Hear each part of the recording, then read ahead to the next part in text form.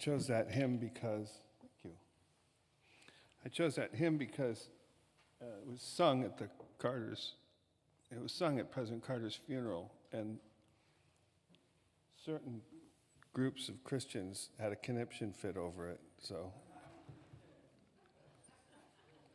I thought, what better place to do it again?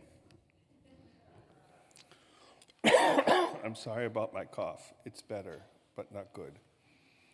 I invite you now into a moment of peace and a moment of reflection and a moment of connection with all that is here in this room with us now, all that is in ourselves as we sit here, and all that is outside and everything that is greater than us. I invite us to just give ourselves the luxury of silence and peace for a moment, and the music that will play as we come out of our moment of peace is another one of the favorite hymns of President Carter, is the Navy hymn.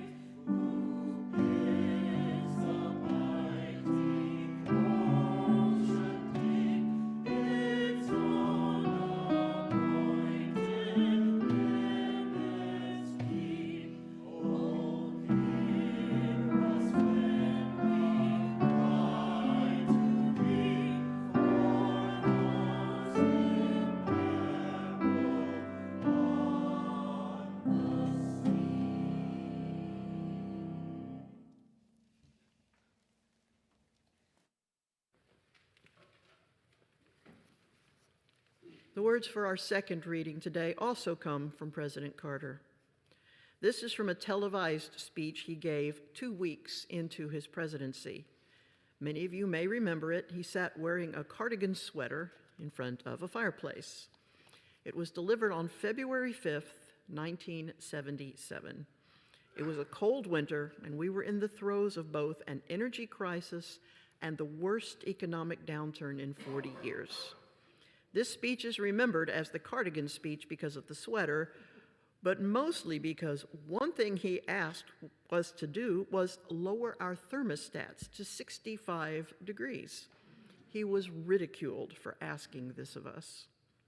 This excerpt comes from near the end of his speech. I would like to tell you now about one of the things that I have already learned in my brief time in office. I have learned that there are many things that a president cannot do. There is no energy policy that we can develop that would do more good than voluntary conservation. There is no economic policy that will do as much as shared faith in hard work, efficiency, and in the future of our system. I know that both the Congress and the administration, as partners in leadership, have limited powers. That's the way it ought to be. But in the months in which I have campaigned, prepared to take office, and now begun to serve as your president, I have found a reason for optimism. With the help of my predecessor, we have come through a very difficult period in our nation's history. but for almost 10 years, we have not had a sense of a common national interest. We have lost faith in joint efforts and mutual sacrifices. Because of the divisions in our country, many of us cannot remember a time when we really felt united. But I remember another difficult time in our nation's history when we felt a different spirit.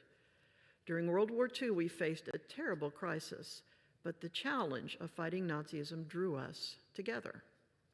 Those of us old enough to remember know that they were dark and frightening times, but many of our memories are of people ready to help each other for the common good. I believe that we are ready for that same spirit again, to plan ahead, to work together, and to use common sense. Not because of war, but because we realize that we must act together to solve our problems, and because we are ready to trust one another. As president, I will not be able to provide everything that every one of you might like. I am sure to make many mistakes, but I can promise that your needs will never be ignored, nor will we forget who put us in office. We will always be a nation of differences. Business and labor, blacks and whites, men and women, people of different religions and religions of different ethnic backgrounds. But with faith and confidence in each other, our differences can be a source of personal fullness and national strength rather than a cause of weakness and division. If we are a united nation, then I can be a good president, but I will need your help to do it. I will do my best. I know that you will do yours. Thank you very much, and good night.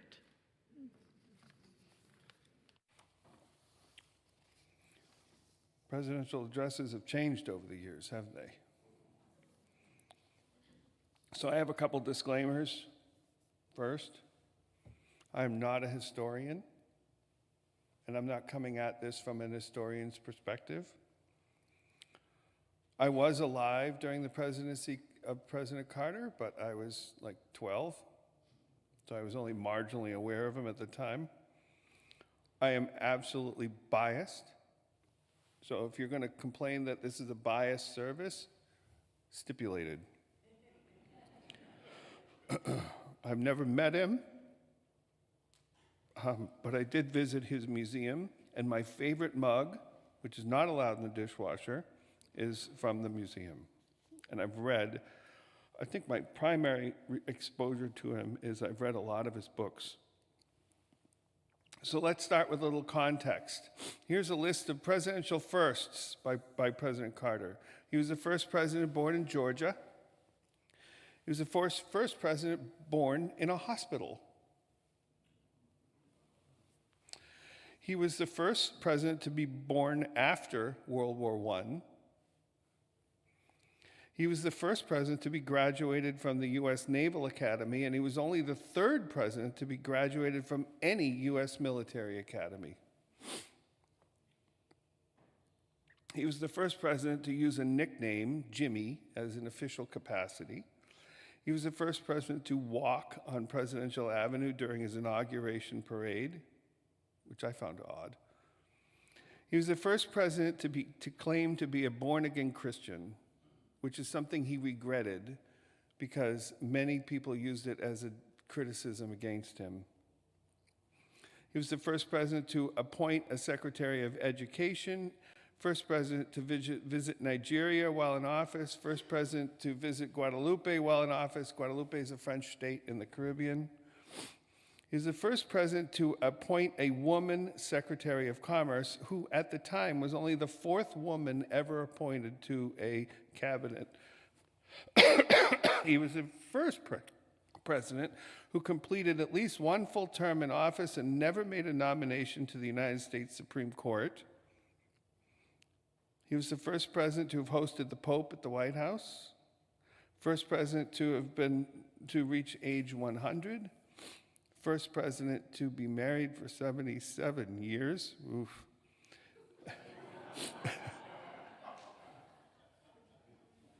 I'm not even planning on being alive for 77 years, much as married for 77.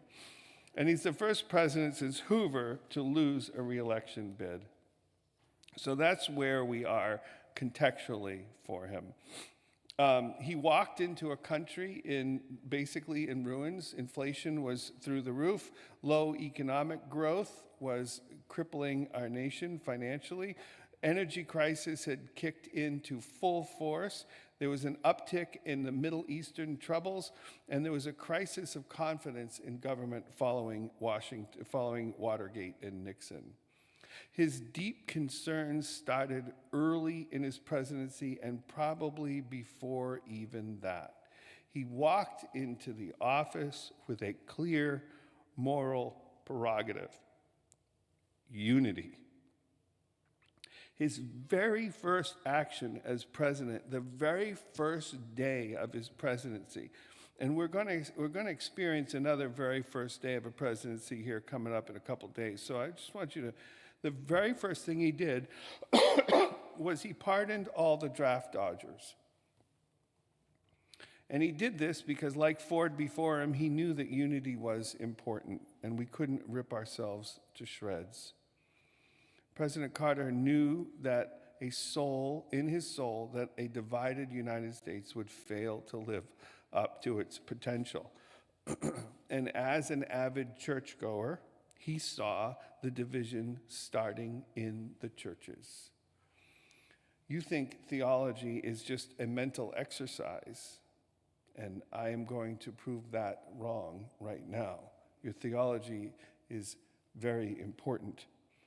On one hand, you have President Carter's humble evangelism, a born-again Christian who believed that the problems with our society and culture start in our own souls. On the other hand, you have Jerry Falwell's magic pill Christianity. If the country passes just the right laws that God thinks are okay, then we'll all be okay. Our problems are our leaders to solve, not ours. The country clearly chose the magic pill version of Christianity, not the humble version. We collectively took the cheap grace solution over the hard work of personal reflection and spiritual change. Jerry Falwell was fond of quoting one verse in the Bible. It's the second book of Chronicles, chapter 7. He says, this is a big quote for him. Not even a Christian quote, by the way, it's Chronicles, so that's in the Jewish Bible. If my people who are called to my name will humble themselves and pray and seek my face and turn from their wicked ways, then I will hear them from heaven and I will forgive their sins and will heal their land.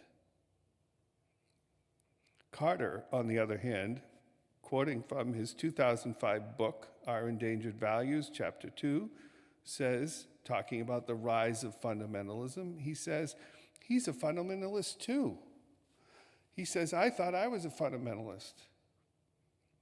He says, the only two loves you need in your life are love of God and for the person standing in front of you at any particular time. In the version we chose, the power to heal resides with God. In the version we rejected, the power to heal resides with us. Our choice of this weak Christianity that turns us into puppies needing to learn obedience to God and to the tyranny of the majority is still with us today. It's part of our soul, and it is still plaguing us today. President Carter left us with 46 books, and I'm just going to read you a couple of the titles. I don't have them all here. Keeping the Faith, The Blood of Abraham, Everything to Gain, Making the Most of the Rest of Your Life. Turning Point, A Candidate, a State, and a Nation Coming of Age. Living the Faith, The Virtues of Aging. Our Endangered Values, America's Moral Crisis. Palestine, Peace, Not Apartheid. We Can Have Peace in the Holy Land. And A Call to Action, Women, Religion, Violence, and Power. That's just a few of his books. Our incoming president also has written a lot of books. And I'm not doing this to flail on the incoming president. I'm trying to show you how things have changed.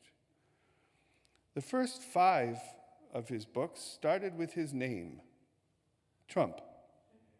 The Art of the Deal, Surviving at the Top, The Art of Survival, The Art of the Comeback, How to Get Rich, The America We Deserve, The Way to the Top, the best business advice I ever received. Think Like a Billionaire, everything you need to know about success, real estate, and life. The best golf advice I ever received. How to Build a Fortune, How to Think Big and Kick Ass. These are 2 different people because these are 2 different Americas. There are some things, my friends, that are bigger than politics. I am criticized I will be criticized for this sermon, and I was criticized in the past. Reverend Ed, you're too political. If you look at your order of service, it says what our purpose is, and it's a 2-stage purpose. The first purpose is to change ourselves, and the second purpose is to change the world. I don't know how you want to change the world and not be political. It's not one of your choices. Some things need to be addressed, considered, and fixed, not because they're politically expedient, but because they're the right thing to do. Some say President Carter lacked leadership skills. Looking back now, I think it's pretty clear that he had leadership skills that we chose not to see. Maybe he was wrong for trying to get us to follow him where he thought we needed to go. Maybe he had too much faith in us. People wanted him to lead. He was leading. He was looking at us and saying, you need to fix this in yourselves, in the government, in your culture, and in your very souls, and in the soul of this nation. He said, we need to take the high road. Turn down your thermostats. Live within your means. Bring yourselves together. And I, my friends, would say the same things to you. If this church wants to be different, you have to be different. You are the only ones who can fix you. I'm here to help. I'm here to walk with you as you do the work, but I will not be doing the work. You will be doing the work. Not because I'm lazy or because I'm incompetent or pathetic, but because I can't effect change in another person's soul. Nobody can. And we rejected him. Instead, we chose to enter into a perpetual policy tug of war. What's the right policy? What's the right tax rate? What's the right interest rate? These questions are a lot easier to answer than the real questions we need to be answering, the one President Carter was asking us. What are you willing to do to conserve energy? What changes can you make in your life to live within your means? To quote President Kennedy, Carter was asking us the same thing. Ask not what your country can do for you. Ask what you can do for your country. We took the road more traveled. The results of our choices all those years ago, you're watching it happen right between your eyes. Ideology is more important than results. God will love America if we just have the right rules and the right policies, and each of us will get our own eternal award only if America passes the right laws. We chose cheap grace. They say we're a nation of laws. Of course we are, because it's a hell of a lot easier than being a nation of values, or being a nation of morals, or being a nation of compassion. In the end, I think what's really scared so many of us away from President Carter is just that. an underlying fear that we really were incapable of living into his vision of America. It was too hard. Instead, we chose to enter into a nameless, faceless, perpetual game of tug of war. 51 to 49 is good enough for us. I hope that as history moves forward, the post-Carter period is analyzed and we see Carter presidency for two key facts. First, that to say he was a bad president but a great former president is, in a lot of ways, an indictment more against us than against him. The first thing I hope we begin to see is that we chose the easy way out when he challenged us. That says more about us than it does about him. The second is that it was a missed opportunity. It may have been the last time a leader looked at us and said, "You need to fix this about yourself, and we need to fix this about ourselves." That wasn't simply policy-driven, but aimed directly at the heart of our culture. From where I'm standing, people just don't do that anymore, and I can't see them doing it anytime soon. Politicians learned a lot about what not to do from the President Carter administration. President Carter taught Sunday school at his Maranatha Baptist Church in Plains, Georgia, from 1981, when he exited the presidency, until 2019 at the age of 95. Each session he taught, he always ended with his lesson with a challenge for everyone in attendance to do one good thing for another person today. I extend that challenge to you today on his behalf. Not because it's good for you, not because it's good for them, the person that you're doing the good thing for, but rather because it's good for you. It's good for your soul. Let me end with one more quick quote from President Carter. This from his farewell address delivered on January 14, 1981. He said, "Our American values are not luxuries, but necessities. Not the salt in our bread, but the bread itself. Our common vision of a free and just society is our greatest source of cohesion at home and strength abroad, greater even than the bounty of all our material blessings. May our memories of him be more than just memories, and may our memories of him be more than just of his post-presidency." And now I invite you to sing another favorite hymn of President Carter's. It's in your hymnal, and we'll have the words up here for you, "Amazing Grace." You are able.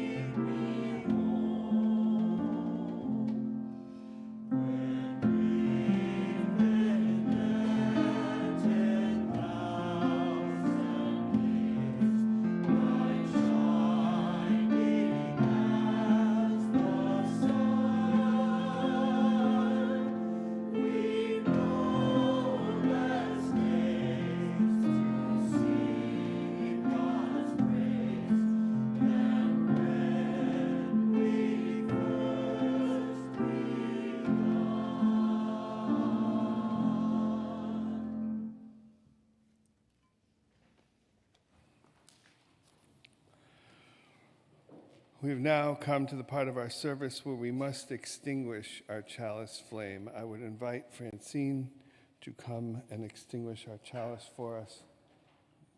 There's a little thingy there. Right in the... There you go. Okay.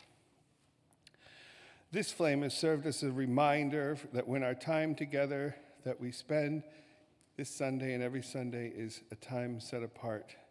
In the words of my friend, Reverend Brian Keeley, the chalice is now extinguished, but its light lives on in the minds and hearts and the souls of each one of you. Carry that flame with you as you leave this place and share it with those you know, with those you love, and most especially with those you have yet to meet. I invite you to come back here. I don't see... for the congregational meeting at, let's say, 12:15. Okay, come back. We're going to have a congregational meeting at 12:15. Give us a few minutes to ourselves. And I would also like to say, I know that there are people here, this is Houston, there are people here who disagree with President Carter and with some of my comments today, and I appreciate your politeness and sitting there and listening. It's not the first time I've been wrong. It'll happen again. Amen. And now I invite us to leave out.